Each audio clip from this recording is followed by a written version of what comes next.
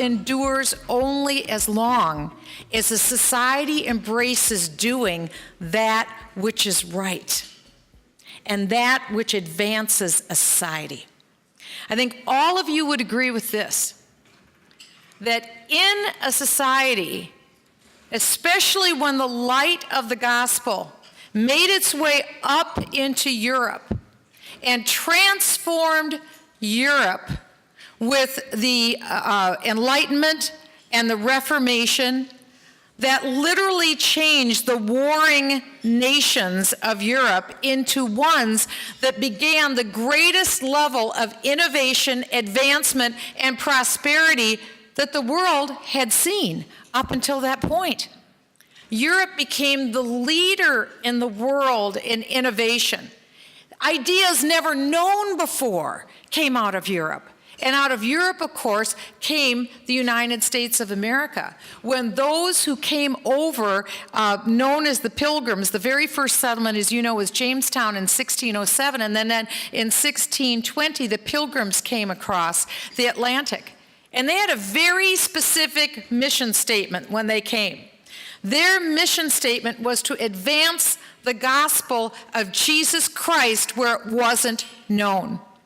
A very small enterprise, 102 migrants, think of that, migrants, 102, and in the first winter, half of them perished.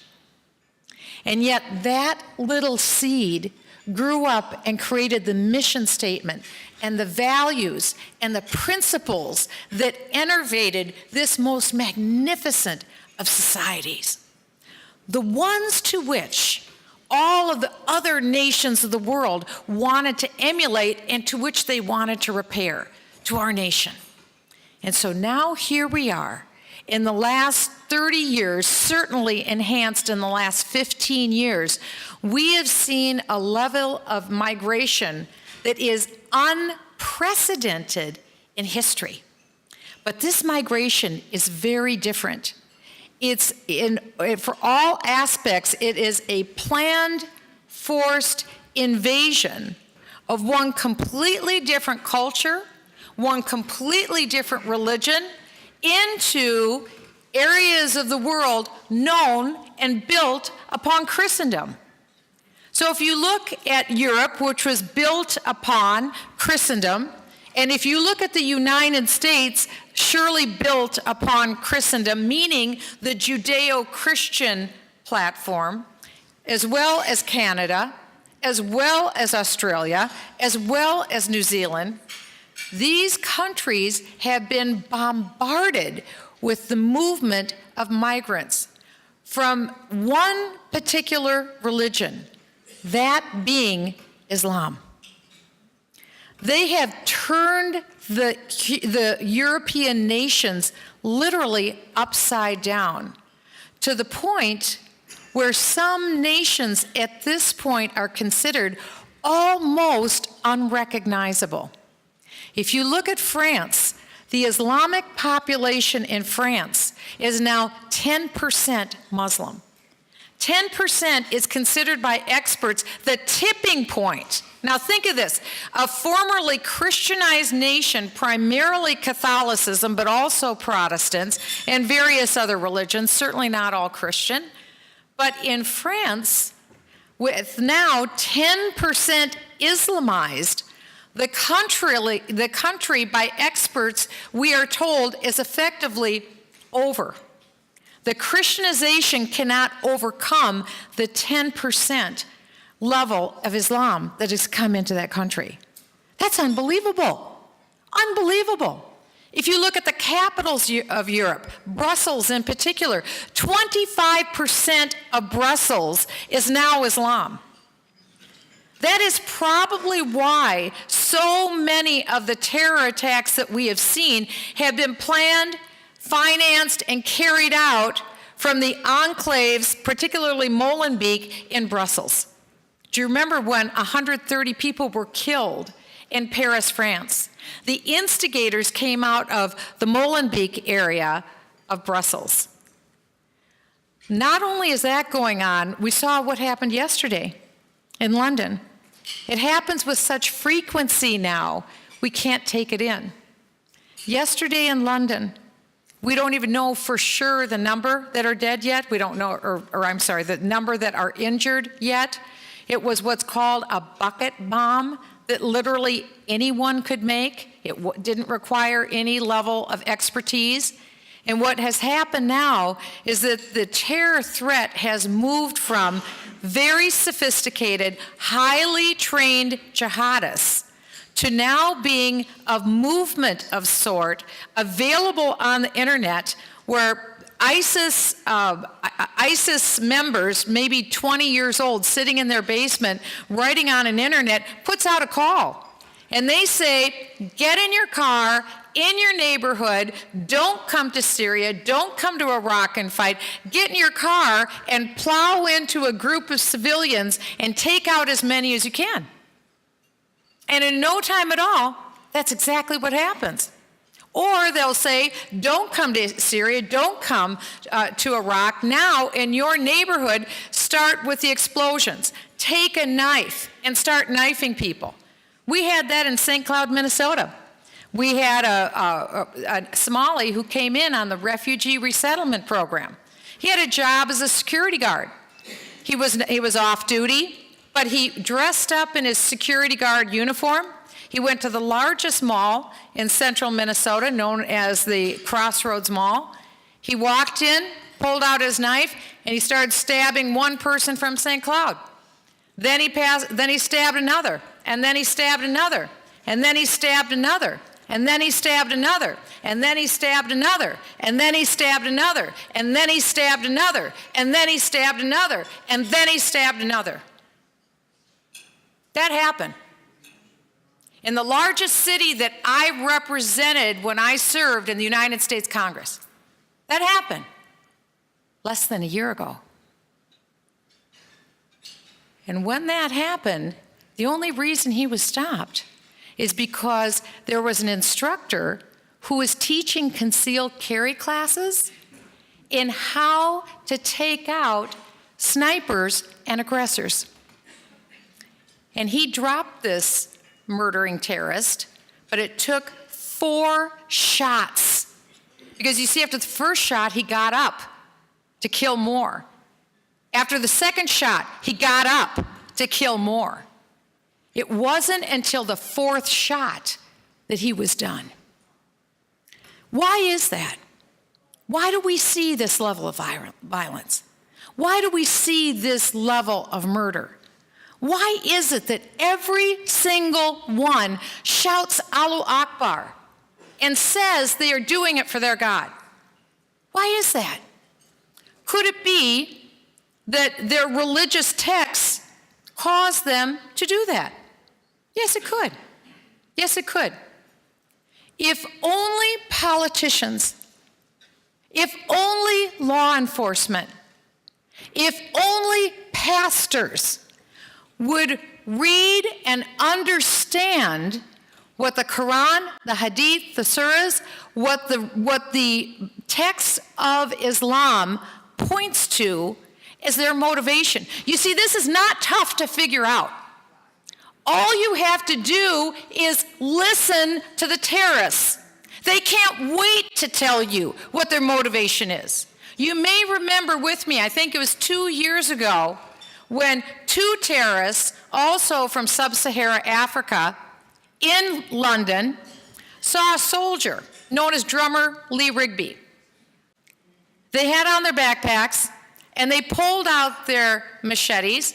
They took their car, first of all, and they ran down this soldier because he was wearing the uniform of Britain. They ran him down. After they ran him down, they pulled their knives out of their backpacks. And they started stabbing at Officer Rigby. He was already down. He was already dead. But they were stabbing and stabbing, cutting off parts of his body and trying to decapitate him. They had a very difficult time decapitating him. That's what they were trying to do. They stood there. Do you remember the infamous picture where they held up their hands with the blood on it? They waited. They made calls to have the cops come. They waited until the cops came and the cameras. because they wanted to hold their hands up and tell the cops, we have done this for Allah. We have done this for Allah. I was on official travel at that time. I went through the London airport. I picked up all the tabloid newspapers when I got on the plane to head back to the United States. And I was floored reading the reaction of drummer Lee Rigby's family in the courtroom during the trials for this terrorist. Because the family had been browbeaten by political correctness to say, this has nothing to do with Islam. Islam is a religion of peace. No one should look at Islam. This is your son. This is your son. You see, truth is a penetrating, powerful attribute. And the biggest problem that Europe has right now is they refuse to look at truth. They have willfully blinded their eyes. They have willfully put their hands over their ears. And they willfully paste duct tape over their mouths so that they do not dare speak the truth of this evil that is now ruling in Europe. Ruling. Michele, aren't you going a little too far here? Really? Now what's happening in Europe, in particular, is jihad through the court system. So one day after another, all of these Islamic organizations are filing one lawsuit after another, specifically to shut up the voices of anyone who dares speak the truth of Islam or in any way criticizes any aspect of Islam, including violent jihad. You see, this is called the Shut Up Club. That's what they are, the Shut Up Club. And Hillary Clinton was the lead dog of the Shut Up Club when she was Secretary of State at the UN. You see, she was fully behind UN Resolution 1618. It was meant to be applied to all nations of the earth so that all nations of the earth would be prohibited from what is termed as blaspheming Islam. Do you remember famously after Benghazi happened, that terrible tragedy in 2012? Can you believe it's been 5 years this last week when we commemorate the passing of 9/11, 16 years ago, but 5 years ago since Benghazi. Shortly after Benghazi happened on September 11th, do you remember, President Obama went to the UN on September 25th in 2012. And in his remarks at the UN, he famously said, the future does not belong to those who insult the prophet of Islam. We just had our first dead ambassador in 30 years. We had 4 Americans who were killed in the mission at Benghazi under his watch. And our president went to the UN and said, the future does not belong to those who insult the prophet. You see, that's the game. That's the game in Europe right now. To cause people who are at variance with Islam to cease and desist. Not just in the political arena, but in the faith arena too. This is where pastors are absolutely vital, necessary, needed, now more than ever, to speak out. And this is where all of you can have an impact with your priests and your pastors and in your communities. Because the pulpits need to tell the truth, not to scare people, but to let people know what the truth is of the threat that is happening to our faith in Christianity. Really? Is this a threat? You bet. Let me tell you how. In Europe, we are told that within our lifetime, the native-born Europeans will be a minority in Europe. I'm going to say that again. In our lifetimes, traditional native-born Europeans will be a minority. And remember what experts say. It only takes 10% in a population to effectively shut down freedoms in a population and turn it into Islamization. In fact, I have an article, if I can find it, from the Hungarian Prime Minister. His name is Orban. He is one of the greatest guys, one of the greatest leaders right now in Europe. And he says the Islamization of Europe is real. This is just in this last week. And he said, citing studies, he suggested that more than 60 million migrants will depart from Africa toward Europe in the next 20 years. 60 million more coming into Europe.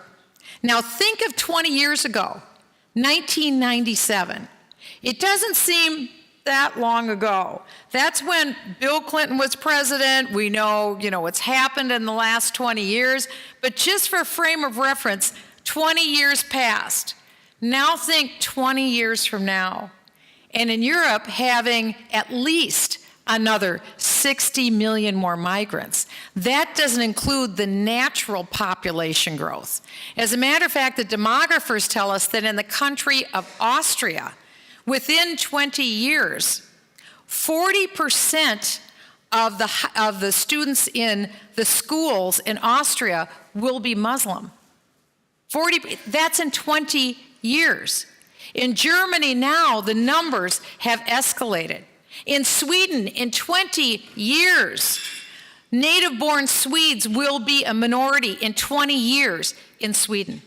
Sweden today is called the rape capital of Europe. It has changed dramatically because of all of the people who have come in. Now that's bad news. That is a bad news story. You've got about 1 billion people who live in what's considered the West. If you add up Europe, the United States, Canada, Australia, New Zealand, if you look at generally westernized countries, it's about 1 billion people. The rest of the world is an additional 6 billion people.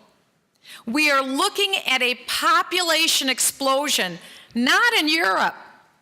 We are looking at a population explosion not in the United States, not in Canada, not in Australia, not in New Zealand. Where we're looking at a population explosion is in sub-Sahara Africa. And what has changed is a function of technology.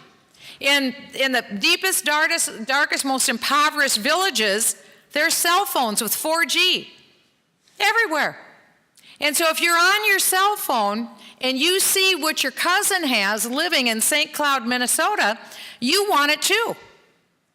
Because you see through legal immigration, through illegal immigration, through the refugee resettlement program, America is bringing in excess of 3 million immigrants a year into the United States.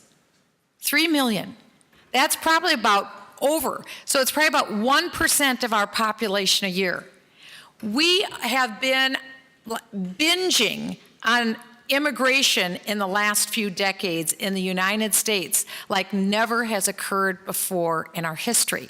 So it shouldn't shock anyone that when we are bringing in massive numbers from the third world into the United States without vetting, because even former General Kelly, who was the head of Homeland Security, now he's the chief of the staff for the president, when he was the head of Homeland Security, he told members of Congress, I have it firsthand, that he will never again say that we are vetting those who are coming into the United States. Because he said he found out this. When there's an application that comes in, we're all told that it's a 2-year process that is gone through for vetting. He said, I'll tell you what that vetting is. We get the file of an individual, it goes into a basket. It sits in that basket for 2 years. After 2 years, a bureaucrat picks the file up and says, okay, in you go. That's according to General Kelly, the head of Homeland Security. who said he will never say that we do vetting again. We're in a very serious situation. A very serious situation. Last fall, we had one terrorist attack a week here in the United States. The media does everything they can to cover them up. But as we will continue, the more people you have that are adherent to the faith of Islam, the greater the support system, the greater the sympathizers, and the greater the enablers who surround them. And as that number continues to come up with no counterbalance, we will continue to see that rise. Why? Because the motivation is to establish an Islamic caliphate either in Europe or in the United States, and they are farther along than you can imagine. A very good friend of mine, a wonderful God-fearing pastor who knew and understood this topic, who bravely speaks about it from his pulpit, was given an invitation just 2 or 3 days ago. He was given an invitation by an imam from the Muslim World League. And the Muslim World League was going to meet over at the UN. And they wanted to bring in as cover godly Christian pastors because they wanted to make an announcement that they think that Muslims across the world need to follow the laws of the nation that they're in. Well, we would all agree with that. We think that's that's exactly what they should do. But this is nothing more. You need to know who the Muslim World League is. This is a Muslim Brotherhood organization. They're a front group. The Muslim Brotherhood is the umbrella organization for 70 different terrorist franchises. That's the organization. And so what they want to do is disarm. They're in the process of disarming the West so that we don't think that this is a threat. They have already done that with mainline establishment churches in the United States. Now they are actively seeking out through these phony interfaith dialogue meetings, they're seeking out evangelical churches to disarm them when it comes to Islam. So we are certainly at risk, which is why we don't all have to be experts, but we need to understand. And we need to actively stand up and stand against the mass migration. This was a tough week for me. The media is reporting this is the best week that Donald Trump has had. I don't think so. I don't think so. This week we saw a very muscular, aggressive North Korea fire a missile over Japan, the longest shooting missile that they have. So they're in the process of getting a nuclear tip on an intercontinental ballistic missile, meaning they can make it to the United States. It isn't just Japan they're interested in. They've got a few other enemies they're looking at too, and we're one of them. We have that. At the same time, we have President Trump and the entire Trump administration, not one of whom was willing to say on the 16th anniversary of the horrific 9/11 catastrophe that radical Islam is a problem. Now, this is someone who campaigned on this issue. There's 3 reasons why Donald Trump became president of the United States. It's because he said that he would build a wall and he would deal with the issue of illegal immigration coming into the United States. Number 2, he said that he would repeal Obamacare.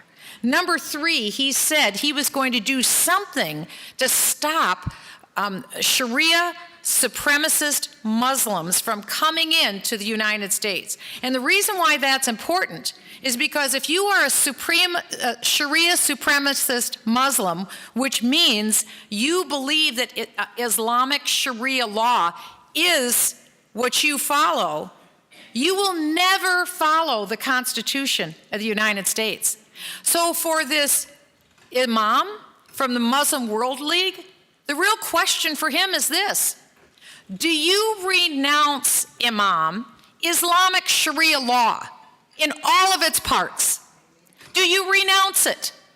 Do you renounce the sayings of Muhammad which call for perpetrating violence against anyone who is not a Muslim in order to advance Islam? I can tell you what his answer will be. But you see, that's why we need to have pastors And we need to have politicians, and we need to have law enforcement who understand what this threat is enough to know that you fight the threat and you don't go along with it. The biggest problem, as I see it, that Europe has, and that the United States has, and the West has, is that we don't cherish the gift that we've been given. We've been eating off of what our forebears gave us. It is Jesus Christ and the Judeo-Christian scriptures that built up this magnificent culture in Europe, in America, and wherever Christianity has been embraced. That's where the power comes from. And I would ask you, what other source is there? That is the source of power in the West. And too easily Europe pushed into and really fell asleep in secularism and apathy. And when they have gone into apathy and secularism, another religion that believes in itself, Islam, believes in its vitality and believes in its strategy of conquering Christianity, they have come in literally by the millions and have transformed the society in a breathtaking amount of speed. Germany has 60,000 Chechen Muslims, the toughest of the tough. They have changed Germany overnight. Just those 60,000, let alone the other Muslims. They are walking the streets of Berlin even today, the streets of Brandenburg. They are the Islamic police. They have parallel societies. They have parallel court systems. They demand that women not assimilate, not wear Western dress. They enforce honor killings. If anyone tries to leave Islam, it is a death sentence. They enforce honor killings on women and children if they don't conform with the dictates of Islam. You see, this is an ugly, oppressive religion. And I will say that because of what it does to innocent women and innocent children. We used to have the brains to know that. The secular left in this country used to have the brains to know that. And now the secular left are the chief enablers of the oppression of women in the United States and the oppression of little children. Because you have a religion that condones and affirms that a man has the right to beat his wife. He can even kill his wife in certain circumstances. That's okay. In fact, it's his duty. This is a religion that believes every man is entitled to 4 different wives. Polygamy, that's against American law. Beating your wife, killing your wife, that's against American law. This is a religion that believes that a father can take the life of his own child if the child is acting in contravention of Islamic law. This is a religion. In Somalia, 98% of women have had their genitals cut off. 98%. Because this religion says women should be denied sexual pleasure. And so therefore, their genitalia should be cut off. Minnesota has the largest number of Somalis anywhere on the planet outside of Somalia. This goes on every day. Why in the world? Where are the sheriffs? Where's the governor? Where are our U.S. senators, Al Franken, Amy Klobuchar? Where's our congressional delegation? Where's our state senators? Where's our representatives? Where are our sheriffs? Where are chiefs of police? Where are the doctors who see these little girls come in?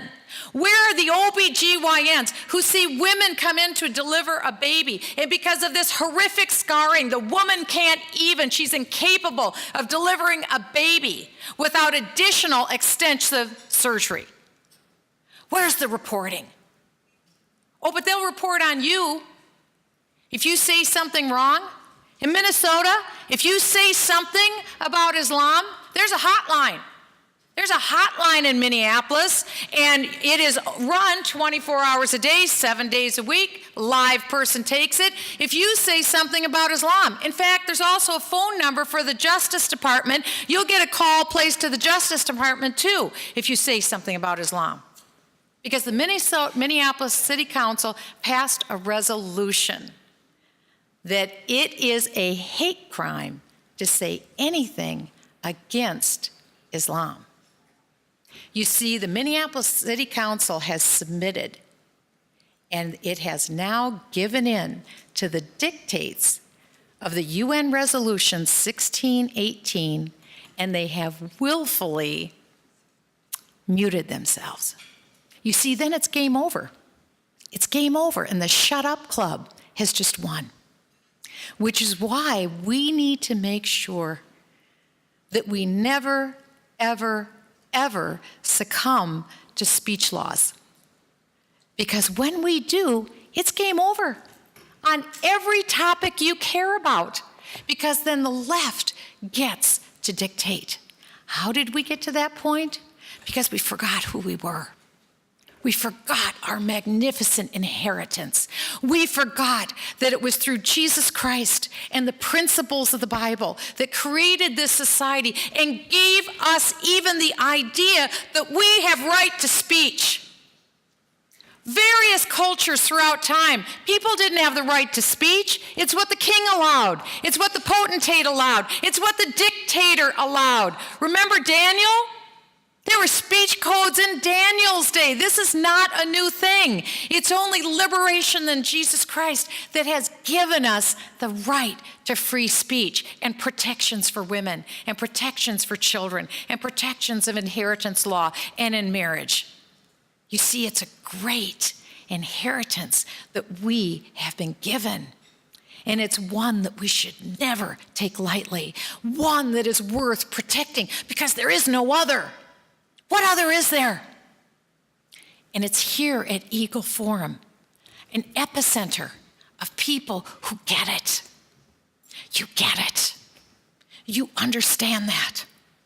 We can never let our voices go silent, because what we have to do more than ever is in our own sphere of influence, wherever God leads us, we have to begin now to rebuild and retake our culture exactly where we're planted, in our pulpits, in our church, in our Bible studies, on our neighborhood, at work. If we are on defense, we're losing. If we're on offense, that's the only way we're going to make this happen. Hugely important.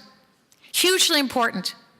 In my state and in my city, the largest city, St. Cloud, Minnesota, that I told you about, when I started in Congress in 2007, there were virtually no Somalis in St. Cloud. Today, it's well over 16% are Somalis. It's changed the town dramatically. People are leaving by the droves, one of the most darling little towns, and it has changed dramatically. People were worried. The governor of our state, Mark Dayton, came up to St. Cloud, and he said in a public forum to the people of St. Cloud, who generations of descendants of farmers, just the salt of the earth people, he said to them, if you don't like having Somalis here in your city, you can leave. That's how the governor felt about them. After the stabbing of 10 innocent St. Cloud citizens by this Somali refugee, the governor came up and he stood with the Somali community. He went to the microphone and stood with them. He wasn't standing with the victims or the victims' families. The victims didn't even come out. They were afraid to. Their families were afraid to come out. The governor stood with the Somali community, and he admonished Minnesotans and St. Cloud people, you better not have a backlash against the Somalis. How about you tell the Somalis to put their knives away and not get in cars and mow down innocent people? But you see, we have been marinated in Minnesota in a brine of political correctness for so long, we've lost our voice. And that's why at Eagle Forum, through this council, when we come here and take in this fabulous information on every possible subject, we have to make sure we do something about it. And that's why I refer to the verse that's behind me, that is the verse for this organization. They that wait, that's the operative word. They that wait upon the Lord shall renew their strength. They shall mount up with wings as eagles. They shall run and not be weary. They shall walk and not faint. You want to talk about hope? That is hope. I think of right after Jesus ascended into heaven and the disciples began their process of taking the gospel in the whole world. Do you know what Rome was like? Do you know what Syria was like? They took the fervor because they waited upon the Lord. Syria was a completely Christian country. Paul went to Damascus and preached the gospel. Syria was Christian. Syria, you know what country I'm talking about? You know where ISIS is headquartered today in Raqqa? That was a Christian country. Why isn't it a Christian country today? Because Christians went on defense and another religion went on offense. That's a lesson. We need to remember, all of us, that we have something we can do. I was just telling my dear friend at the table that one place that I've hated probably more than any other place is the UN. Absolutely hate the UN. Never saw any use for it. It's been chaos, bumbling, stumbling ever since they were put into effect something over 70 years ago. But I also see in God's timing what he is doing. They are advancing at Mach speed toward one world government, faster than any of us can imagine. And so I have taken this message to heart. And I truly believe, rather than cursing the darkness, you do light a candle. And so we got about 22 intercessory prayer warriors together. And this last Monday on September 11th, to commemorate that tragedy, we invited in 2 experts, a former FBI agent and another fellow who is an expert on the topic. And most of the women and men who came weren't terribly conversant on Islam. They just love the Lord Jesus. They came into New York City, and we had training for probably 6-8 hours on what the threat is in the United States of America. That's how we commemorated 9/11, by talking about the threat, understanding the threat, learning what we can do about the threat. That's what our president on 9/11 should do. To talk about the threat, explain the threat, and explain to the people, this is what we're doing to defeat the threat. That's the ultimate strategy. But after that, we spent 2.5 days in fervent intercessory prayer. Intercessory prayer for our nation and intercessory prayer for the UN. Because you see, the UN opened last week. And it's the only place on earth where all the presidents and kings and dictators and potentates of the earth gather together. One time every year they gather there at the UN. And so we went, and for 2.5 days, we went into the National Security Council. We walked into the General Assembly, which you'll see on TV this next week. We walked over to where they'll cordon off the protesters. And we prayed. We prayed over every spot, because that is more power than anything that could go on inside the UN. We beseech the holy God who sits on his throne, the master of the universe, the Alpha and the Omega. That's lighting a candle. And that's what we are prepared to do. And every single one who is there is committed going forward to the power of prayer at the UN. We're asking God for creative ideas and creative solutions. We're just 22 people, but it's enough. And when you go back home, you too will be enough. So you've heard of the phrase, bloom where you are planted. That's exactly what we need to do. Not on defense, on offense. We do it in brokenness. We do it with a spirit of humility. And we do it in love, not because we hate, because we love. And I can't think of any better forum than Eagle Forum to give that message because you are primed better than any other group I know to help this process of winning it back and blooming where we're planted. Thank you. Thank you, Anne. Thank you, everyone here.